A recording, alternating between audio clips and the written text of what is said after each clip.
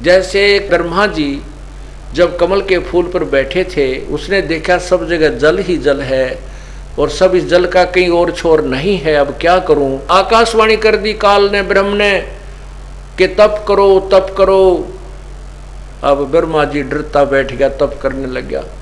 तप करने से क्या होता है, सिद्धियां आ जाती हैं और सिद्धि पाकर के फिर यो उछल कूद मचा के अपनी बैटरी डिस्चार्ज करके फिर विनाश को प्राप्त हो जाता है। तो ब्रह्मा ने तब तक वेद भी ना पढ़े थे, उससे पहले ही काल ने एक लोक वेद शास्त्र वेद साधना पर आरूढ़ कर दिया कि तप करो तप करो। तो ब्रह्मा जी ने सोचा परमात्मा की आकाशवाणी पूर्ण ब्रह्म की है और तप करने लग गया। बोला था काल, तो उसने 1000 वर्ष तक तप किया और वह शिक्षा फिर ब्रह्मा विष्णु महेश ताई दे दी। 12,000 वर्ष तक विष्णु जी ने किया, 88,000 वर्ष तक शिव जी ने किया। वो शास्त्र विरुद्ध साधना हठ योग जो गीता जी में मना किया है, वेदों में मना किया है, वो इन्होंने पहले करने लगे। तो इस प्रकार ये काल का जाल है। तो ऐसे ही इन ऋषियों ने वेदों को पढ़ा, तत्व ज्ञान नहीं था, इनको इतना जरूर पता लग गया कि वेदों में लिखा कि उस एक परमात्मा पूर्ण ब्रह्म की साधना करने से जीव की पूर्ण मोक्ष हो सकता है और कोई तरीका नहीं। अन्य पूजा नहीं करनी चाहिए, किसी दूसरे देव की भगवान की नहीं पूजा करनी चाहिए, केवल एक परमात्मा की साधना करनी चाहिए।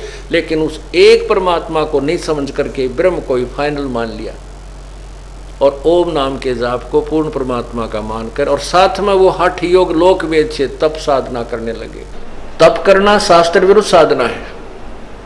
शास्त्र विधि को त्याग कर जो मनमानी पूजा करते हैं, साधना करते हैं, आचरण करते हैं, उनको कोई लाभ नहीं होता, ना उनकी गति होती है, ना मोक्ष होता है और ना ही उनको कोई सुख होता है। और इन 3 चीजों के लिए, 3 वस्तुओं के लिए हम परमात्मा की तलाश खोज करते हैं, उसकी पाने का प्रयत्न करते हैं। इससे तप से क्या होता है, तप से राज राजमद मानम जन्म तीसरे शुक्र श्वानम। ऋषि लोग हजारों वर्षों तक तप करते थे, उतना ही उसको राज्य मिल जाता था। प्रियव्रत नाम का राजा था, एक प्रियव्रत नाम का व्यक्ति था, उसने 11 अरब वर्ष तक तप किया। उसको उस तप के प्रतिफल में उतना ही समय तक शासन मिल गया, वो राजा रहा। जब वो अपने 11 अरब वर्ष के राज्य को भोग कर मरने लगा, जब पार्षद यानी यम के दूत उसे लेने आए, धर्मराज के दूत उसे लेने आए, तब उसको कहा कि चल प्रियव्रत तेरा समय पूरा हो गया। ओए होए। तब प्रियव्रत कहता है कि मुझे कुछ और समय दे दो, मुझे कुछ और समय दे दो।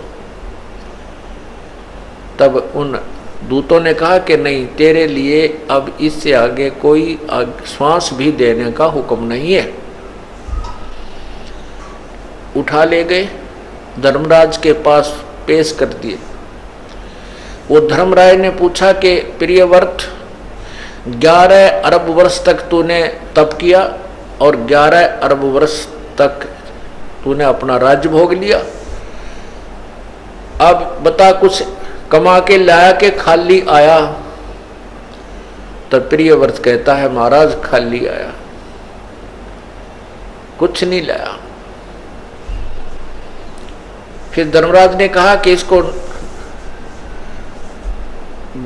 गधे की जूनी दो, गधे की योनि में डाल दो, इसका काला मुंह करो। तब उसने प्रियव्रत ने कहा मेरा काला मुंह क्यों कीजिए है। धर्मराज ने कहा कि 11 अरब वर्ष तक तूने तप किया, उसके बदले में राज ले लिया, भगवान की भक्ति करी नहीं, इसलिए तेरा काला मुंह किया जा रहा है और गधे की जोनी में तुझे डाला जा रहा है। तब प्रियव्रत कहता है भूल हुई, बहुत गलती बनी। तो धर्मराज ने कहा अब तो बनगी भाई, फिर संभलना। एक काणा कर्ण तपस्वी था, उसने 22 लाख वर्ष तक तप किया। फिर उसके लिए विमान आया लेने के लिए। अब चलो तुम याद किए हो धर्मराज दरबार में, चलो उसको इतना अभिमान हो गया था कि मेरे जैसा जाजुल तप किसी ने नहीं किया होगा। रास्ते में एक पत्थर पर शिला थी, एक पत्थर का बहुत बड़ी पत्थर था और उसके चारों तरफ उन पार्षदों ने कहा, जो उसको लेने आए थे वो दूतों ने कहा कि तपस्वी जी आप इस परशिला के चारों तरफ एक परिक्रमा देकर आओ, ये नियम है।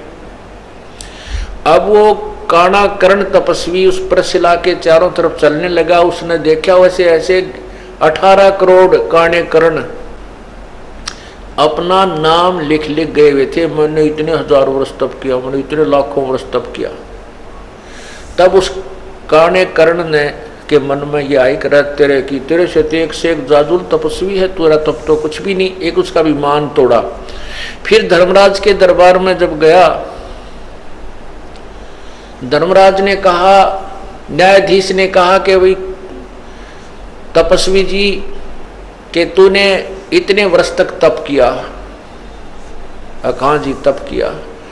कहने लगे कि अब और इतने वर्ष तक राज्य किया। तो कहने लगा धर्मराज के मैं न्याय करूं या रहम करूं, अदल करूं, अदल माने न्याय, अदल करूं या फजल करूं, फजल माने रहम। अब देखो बुद्धि भ्रष्ट होती है इंसान की।